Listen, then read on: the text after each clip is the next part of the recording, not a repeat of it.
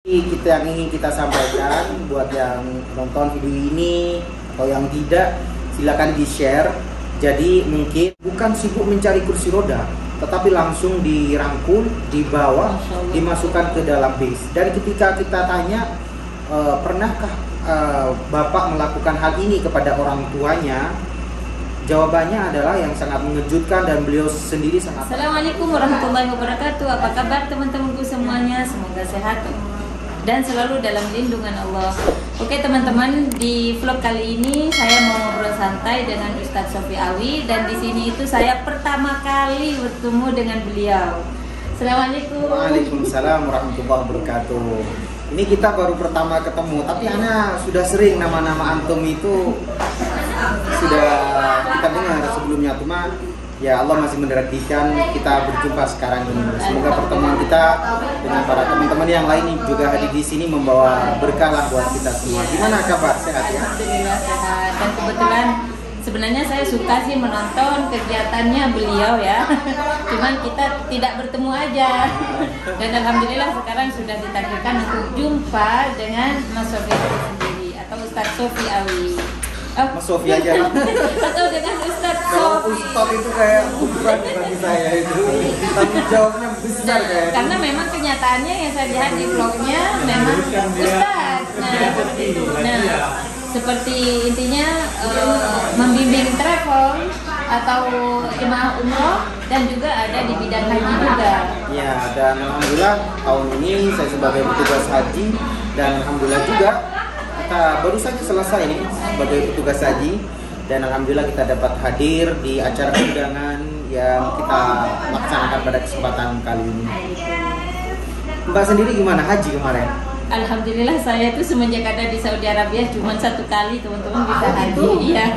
Dan karena dengan adanya corona dan juga biaya yang sangat langka ya, jadi sampai 10.000 kalau Bapak Hasan mungkin masih belum mampu, dan juga belum ditakdirkan juga mungkin.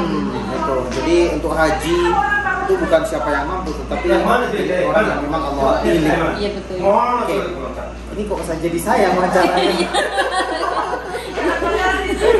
Nggak apa-apa Mas Sofi, karena memang beliau sudah senior, sedangkan saya masih juga belajar dari beliau, teman-teman.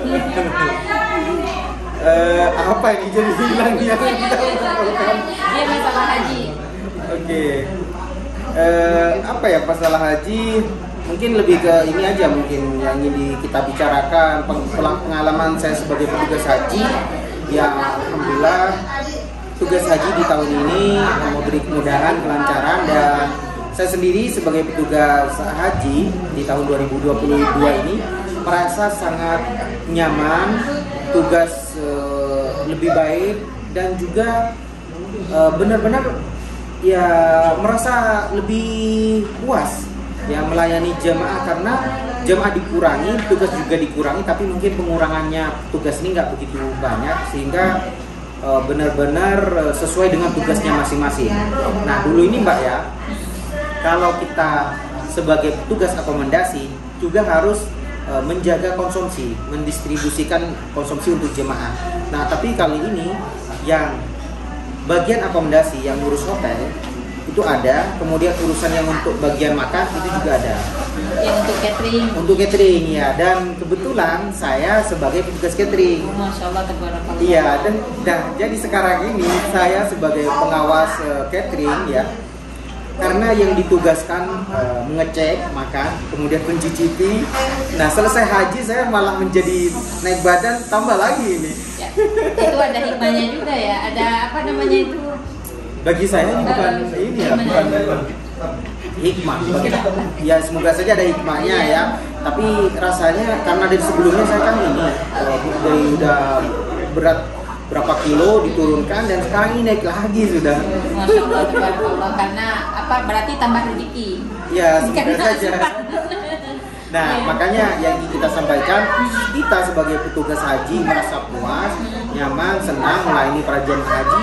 Semoga juga dengan jamaah yang kita layani, dan alhamdulillah di channel YouTube kita juga menyiarkan secara langsung pelaksanaan ibadah haji, mulai dari datang, keberangkatan untuk pelaksanaan haji, bahkan kepulangan jemaah haji. Kita wawancara secara langsung jemaah haji, itu responnya sangat baik, bagus semua. Artinya kita menyampaikan secara langsung ini, secara langsung ya, tidak ada rekayasa, kerjasama, dan memang ungkapan dari para jamaah.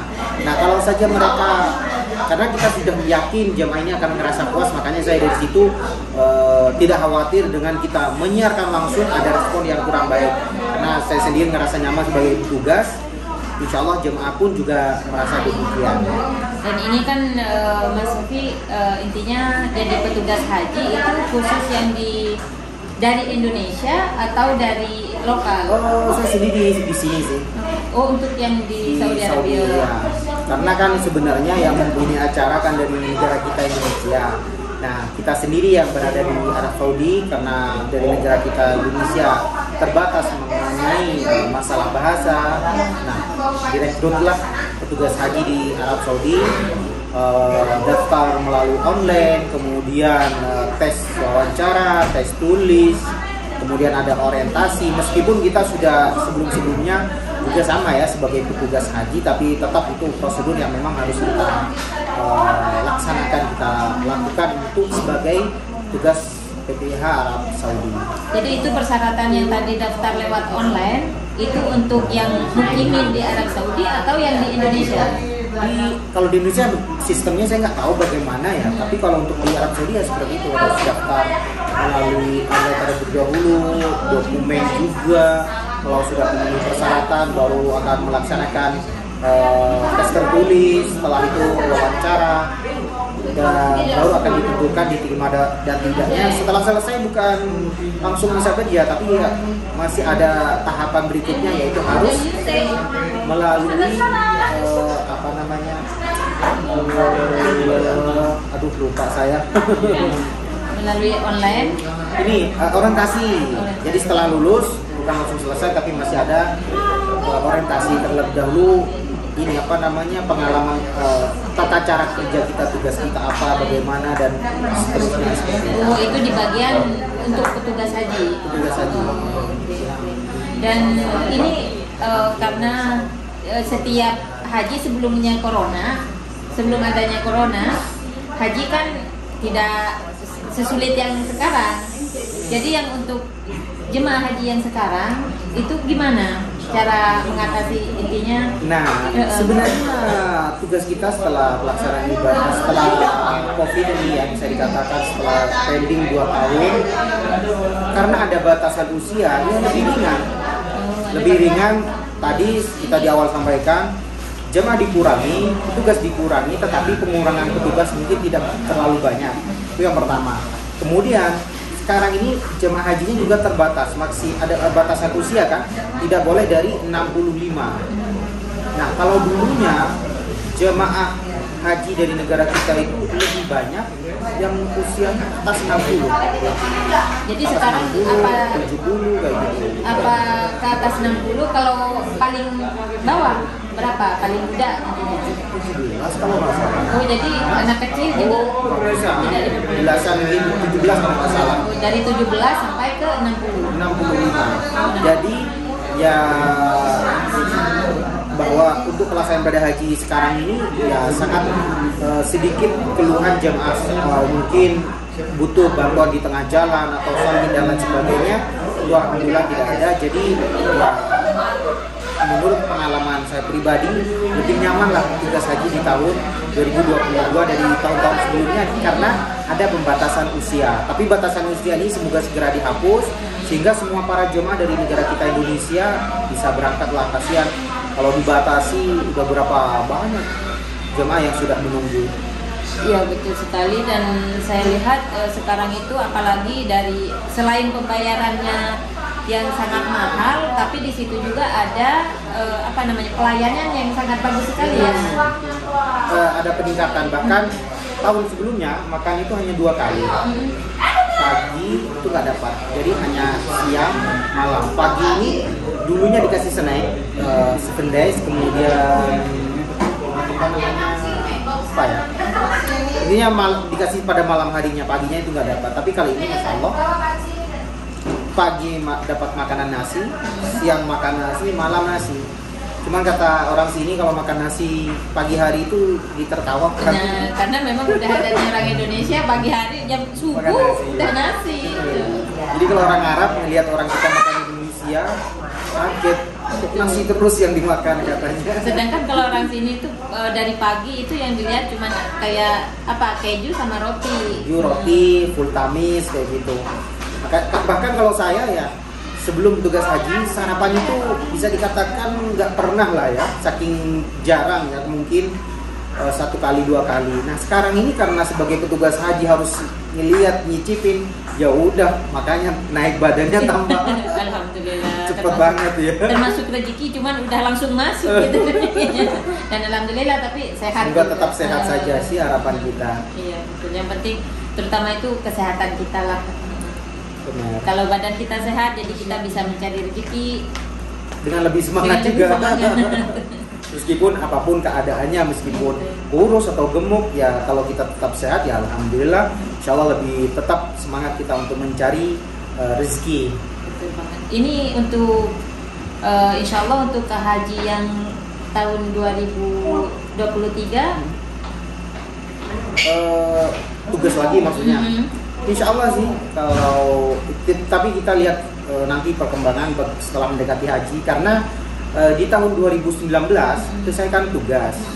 Kemudian ada rencana kan 2020 itu sebelum ada COVID udah ada rekrutmen petugas haji, tapi saya nggak daftar. Baru niatnya memang tidak mau tugas haji sih, tapi karena ada dari KBIH juga yang kita bantu. Nah ternyata ada pandemi, nggak bisa berangkat jamaah. Kemudian sekarang ini jamaah yang berangkat karena ada batasan usia, sehingga saya rasa saya masih bisa untuk melayani para jemaah haji meskipun dari KBH yang kita bantu ya, meskipun sebagai petugas KBH Arab Saudi. Dan alhamdulillah benar-benar sangat ya terbukti kita bisa melayani petugas yang melayani jemaah haji sebagai petugas, dan juga KBH yang kita bantu di Arab Saudi. Dan insya Allah semoga di tahun 2023 Ustadz Sofi bisa Awi tugas lagi. Semoga Mbak juga. Amin. Semoga saya di tahun 2023 bisa tugas ya. Bisa haji insya Allah. Oh, bisa haji. Iya. Ngomong-ngomong sudah berapa tahun di sini? Di sini saya alhamdulillah sekitar 14 tahun. Pokoknya dari tahun 2004 lah saya. Dari 2004 sampai 2022 saat ini berapa tahun? Silakan di-komen saja. Ya, teman-teman. Kalau Mas Abi udah berapa? Saya dari 2009. 2009. Jadi lebih awal Mbak lah, dari 2004. Ya alhamdulillah lah. Cuman Mas Awi ini Masya Allah tabarakallah, yang saya dengar juga selain kerja sebagai travel haji dan juga sebagai petugas haji. Petugas haji dan juga mutawaf ya, kata mutawaf. Dan juga beliau adalah YouTuber yang sangat dermawan. Yang saya kenal ya di sini ya. Dan kalau saya lebih nyaman disebut sebagai mutawif. Ya, kalau sebagai YouTuber itu saya kayaknya masih belum masuk ke jiwa saya. Karena ini kenapa saya bilang beliau itu sangat dermawan, karena yang saya sering mengikuti ya channelnya Mas Sofi Awi atau Ustadz Sofi Awi itu, saya lihat kebanyakan suka berbagi. Nah ini kalau berbicara masalah ke situ, jadi bukan dari pribadi saya sih, saya hanya jadi sebagai pelantara dari subscriber yang berasal dari Malaysia, Singapura, Brunei untuk membagikan sedekah di kota Cimekah, yang mana mereka harapkan pahala yang dilipat gandakan sampai 100.000 kali lipat. Karena itu banyak yang kita terima, tapi setelah pandemi ini sudah mulai berkurang ya, COVID kita sudah tutup, dan ya kita melaksanakan aktivitas seperti biasanya lagi, karena juga kesibukan kita sebagai petugas haji dan juga sebagai mutawif yang membantu jemaah umrah dan jemaah haji. Ya teman-teman ya, semoga ini video menjadi motivasi ya juga buat teman-teman, dan juga bisa menjadi ilmu untuk yang mau naik haji di tahun 2023. Dan mungkin Mas Sofi bisa ada yang mau dipesan buat para subscribernya Papa Hasan Family. Oke, jadi yang ingin kita sampaikan buat yang nonton video ini atau yang tidak, silakan di-share. Jadi mungkin ada keluarga, saudara, teman atau tetangga yang ingin melaksanakan ibadah haji, jangan takut karena mungkin kurang sehat atau mungkin karena sudah usia lanjut dan hal-hal yang lainnya, karena petugas haji benar-benar sangat melayani para jamaah. Bahkan pernah kejadian jamaah itu karena butuh gerak cepat dari petugas haji ya, tidak menunggu adanya, beliau ini jamaah tidak bisa jalan kaki, harus menggunakan kursi roda. Itu petugas haji bukan sibuk mencari kursi roda, tetapi langsung dirangkul, dibawa, dimasukkan ke dalam bis. Dan ketika kita tanya, pernahkah Bapak melakukan hal ini kepada orang tuanya? Jawabannya adalah yang sangat mengejutkan dan beliau sendiri sangat terharu ya.